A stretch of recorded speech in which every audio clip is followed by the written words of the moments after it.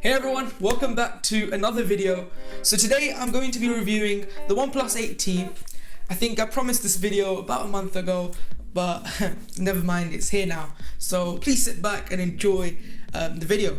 And tell me down in the comments what were your initial impressions on the OnePlus and if they've changed after you've seen this review. So anyway, let's get right in. So firstly, let's talk about this phone's design. The OnePlus 8T comes in two colors. The one I have over here is the lunar silver color, and it looks fantastic, mainly because of its matte finish. Its matte finish basically helps not get as many fingerprints on it, but it does mean that the phone is quite slippery, so I would recommend a case if you were to use this on the long term. And actually, in fact, the box does give you a case, which is one of the things I like about OnePlus. But if you were looking for a long-term solution, long-term usage of this phone, I would suggest a hard TPU case just to protect it properly. But one of the other standout points for this phone is the way that this phone is pretty tall. So this is actually my first phone other than an iPhone that I've been using, and the one thing I've noticed is that the phone is actually pretty tall. So it seems like it's a very good call that OnePlus has made the button placement perfect. I mean, my hands are not any large hands, and I'm still able to, click the buttons without any, shuffling up and down the phone. So I guess that's one of the perks of this design, the button placement on this phone. So for the display, this phone has a 6.55-inch AMOLED display with a bezel-less look and just a hole punch camera for the front camera. With the AMOLED screen, this phone is pretty bright. When going outside, you are very unlikely to find that this phone is less bright than it should be. So the AMOLED screen really does help. Also, this phone has a 120 Hz refresh rate, which is absolutely great. I mean, whenever I use this phone, it feels like it's so buttery smooth. The 120 Hz basically helps it feel really fast and responsive, and the 120 Hz also helps for elevating mobile gaming. PC gamers will know that a high refresh rate screen is always the best thing when it comes down to playing on your laptop or on your PC. But now, even on mobile games, the 120 Hz really does make a difference. Like, I played Call of Duty on this phone, and moving around, shooting, it just felt really good. But so far, this phone has, its display has really been a standout feature whilst using it. Also, this phone has an inbuilt fingerprint sensor, which isn't something new, but it is something that is really useful now, especially with the coronavirus pandemic all around us, and face unlock doesn't seem to work that well. So you may know this is my first OnePlus phone that I've been using and reviewing. So for me, Oxygen OS, which is the skin that they have for Android, is quite a new thing. But since I started to use it, I am absolutely loving how they've made it. The skin really does make Android a very lucrative phone to use. The system feels much more, for starters, the icons, they look pretty sharp and clean. The whole setup in terms of the home page, the app gallery, it all feels really sharpened and clean, which I was not expecting, if I'm really honest, but it does really make this phone great. There's other features that also give it the advantage, like when you have a notification, this phone does this really cool thing which you can see in the video, and like the charging animation, the minimal home lock screen, it all plays into making this Oxygen OS look really good. But one of the main features that I really like about Oxygen OS is its game mode. So game mode is a way that you can use to basically give you the best gaming experience on your mobile.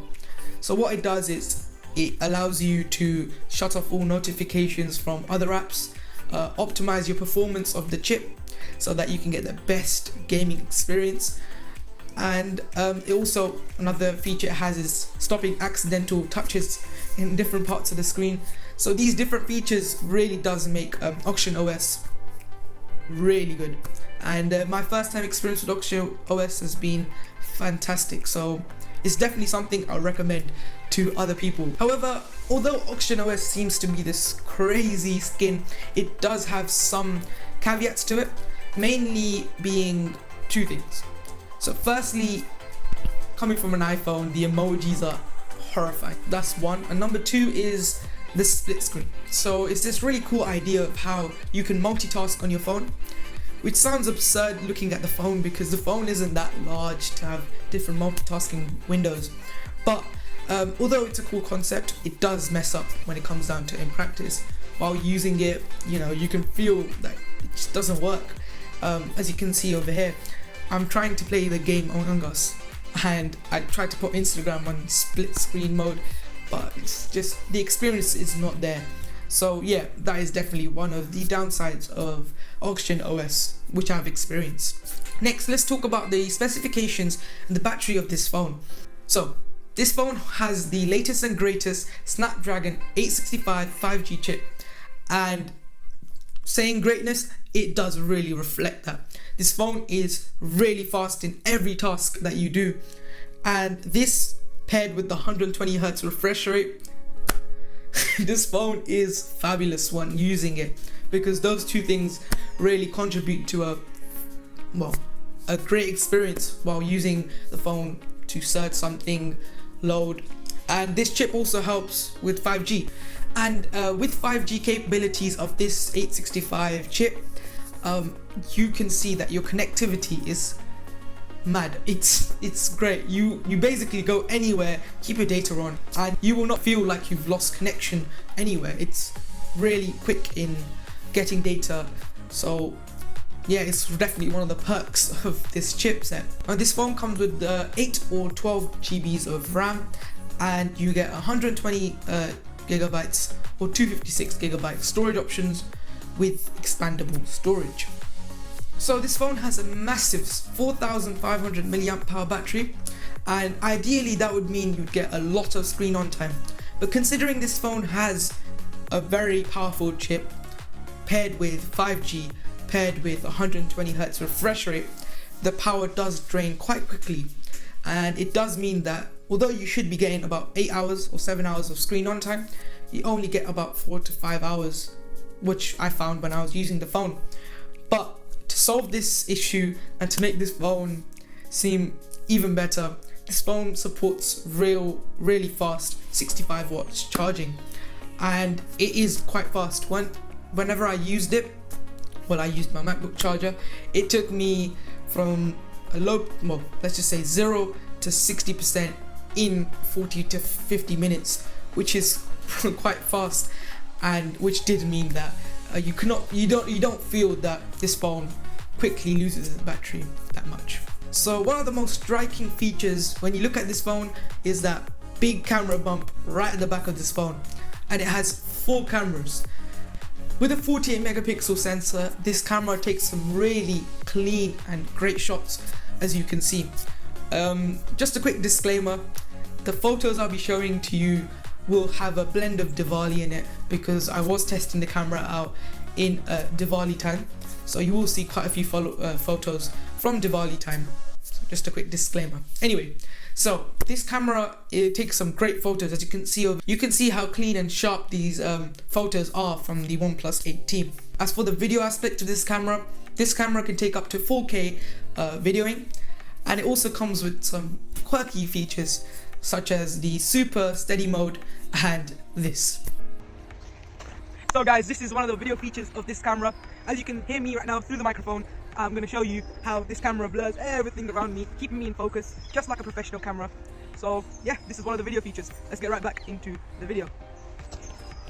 So the super steady mode is a mode that allegedly makes your videos really smooth.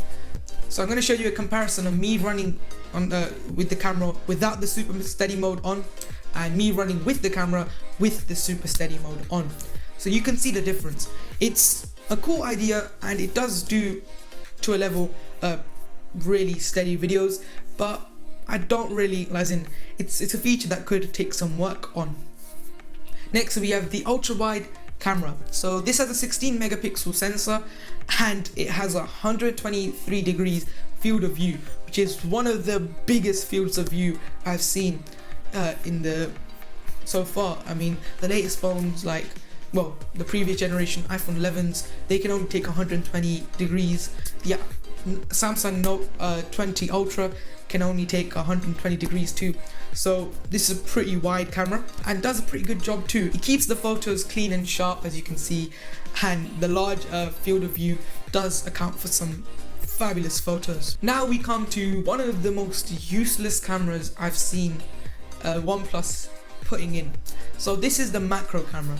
It has a 2 megapixel sensor, and as bad as that sounds, the camera does not take any good photos. As you can see over here, I tried to take some photos with the macro camera. They came out rubbish. And what makes it worse is if you move even a tiny bit, your photo completely changes. So the camera does not do any good, and I really would have wanted OnePlus to put in a telephoto camera instead of this macro camera, because it's quite useless in my opinion. And finally you come to the monochrome camera.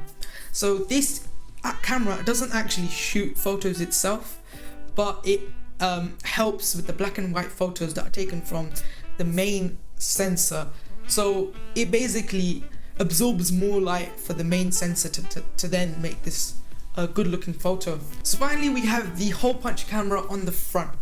This is a 16 megapixel camera, and again, this camera is quite good.